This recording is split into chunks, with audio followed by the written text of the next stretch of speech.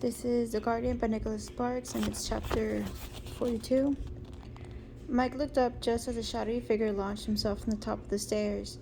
The momentum of the attack sent him tumbling backward. His head collided with the stairs as something crashed down on him, crushing his ribcage and driving the edges of the stairs into his lower back.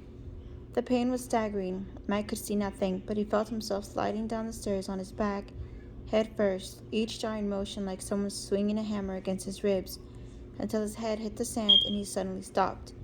His neck bent at an odd angle. Above him, he could feel someone reaching for his neck and taking hold. Feet were planted in the sand on either side of him, and a sack of what seemed like lead sat on his chest. The hands began to tighten, and Mike fought nausea as the pain rolled through him.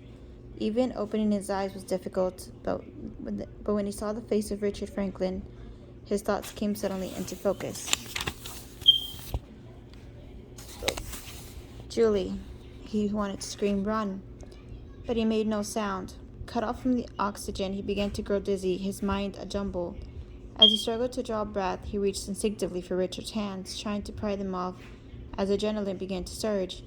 But Richard's grip refused to weaken.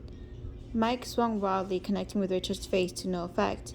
Every cell in his body was screaming for oxygen.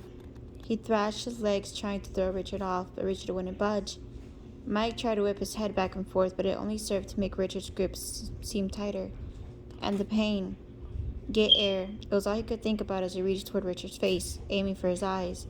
Forming his hands into claws, struggling ferociously, he found the target momentarily before Richard raised his head, escaping his reach.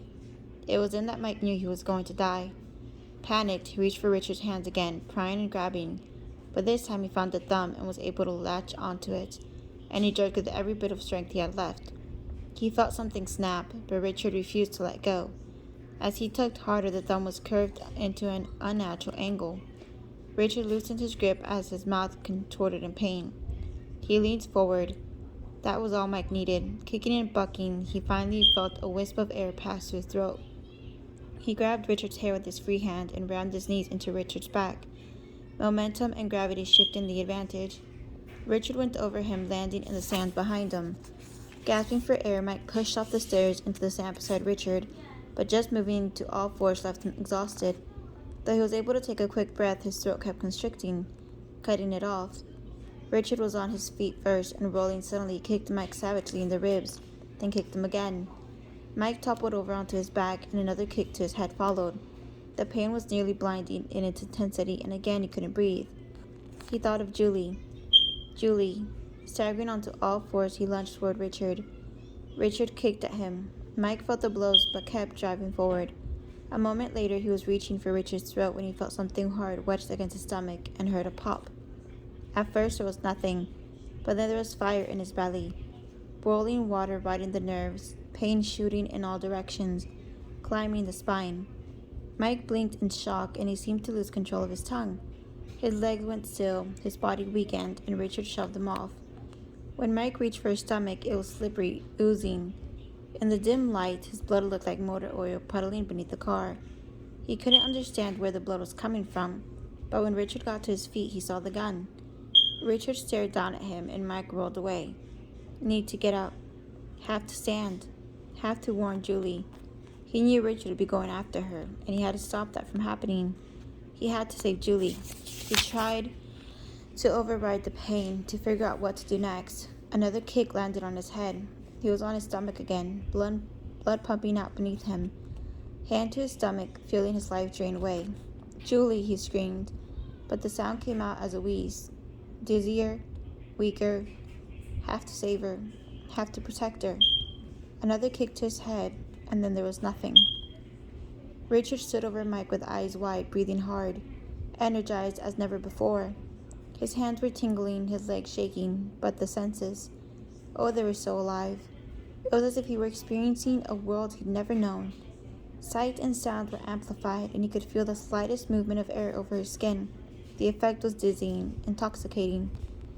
This was nothing like Pete, or the real Richard Franklin, or even Jessica. Jessica had fought, but not like this. Jessica had died at his hands, but there had been no sense of vanquishment, no victorious conquest. Just a sense of sorrow that she had forced this upon herself. No, tonight he felt triumphant. indefatigable,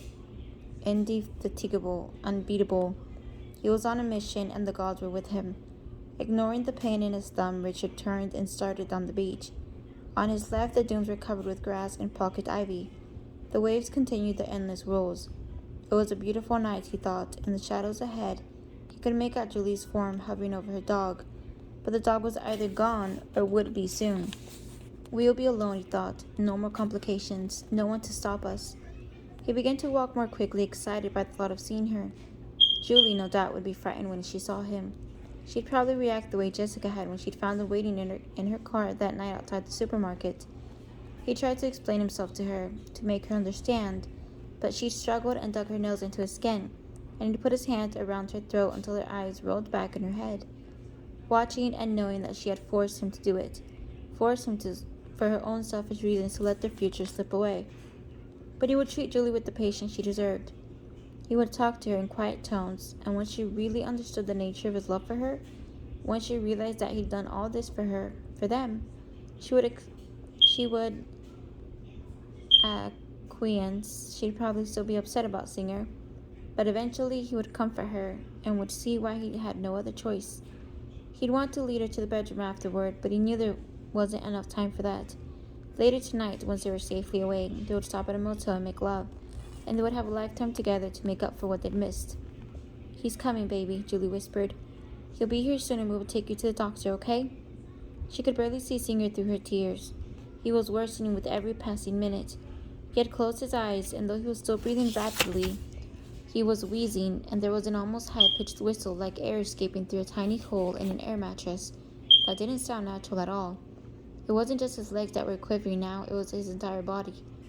Beneath her hand, she could feel his muscles growing tight, as if straining to fight off death.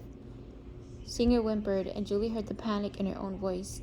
She was running both hands to his fur, aching with him, feeling as if it were happening to her. "You can't leave me, please."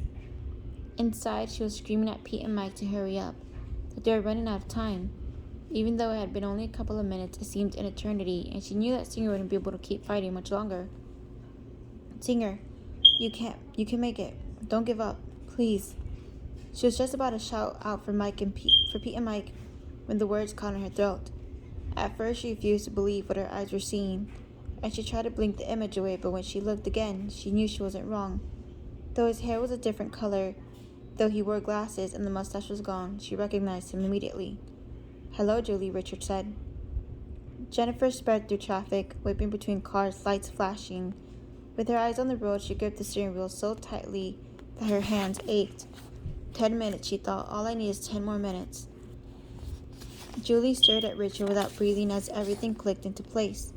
He was here. He's done something to Singer. He's done something to Pete. He's done something to Mike. Oh God, Mike. And now he was here for her. He was walking slowly toward her. "You," was all she could manage to say. A brief smile flickered across his face. "Of course," he seemed to say. "Who were you expecting?" He stopped a few feet away, and after holding her gaze for a moment or two, his eyes drifted toward Singer. "I'm sorry about Singer," he said, his voice low. "I know how much you cared for him." He spoke as though he'd had nothing to do with it. A bereaved expression crossed his face, as if he were someone attending the funeral of a close friend. Julie suddenly felt as if she were about to vomit, but she forced the bowel back, trying to maintain some control, trying to figure out what to do, trying to understand what had happened to Mike. Oh God, Mike. "Where's Mike?" she demanded, wanting to know what, but suddenly afraid to find out. It was all she could do to keep her voice steady. Richard looked up, the same sad expression on his face. "That's over now," he said matter-of-factly. His words carried an almost physical impact, and all at once she felt her hands begin to shake. "What did you do to him?" she choked. "It doesn't matter." "What did you do?" she screamed, unable to control herself. "Where is he?" Richard took another step toward her, his voice still gentle. "I didn't have a choice, Julie. You know that. He was controlling you, and I couldn't let that continue. But you're safe now. I'll take care of you." He took another step, and Julie suddenly slid back away from Singer. "He didn't love you," Julie said. "Not the way I do." "He's going to kill me," she thought. "He killed Mike and Singer and Pete, and now he's going to kill me." Julie began to stand as Richard closed in, her terror building with each step he took. She could see it in his eyes. She could see exactly what he was going to do. He's going to kill me, but he'll rape me first.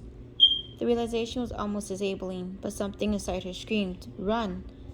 And Julie reacted instinctively. She bolted, not bothering to look back, her feet slipping in the sand as she charged on the beach. Richard didn't try to stop her. Instead, he smiled, knowing there was nowhere for her to go. She would tire herself out, he knew. Her panic would undo her. Instead, he hooked the gun into his belt and began to jog after her, enough to keep her in sight and close the distance when the time was right. Mike was drifting in and out of consciousness, trapped somewhere between a world of reality and dreams. His mind was finally able to latch onto the fact that he was bleeding heavily, and that Julie needed him. Trembling, he slowly began to rise.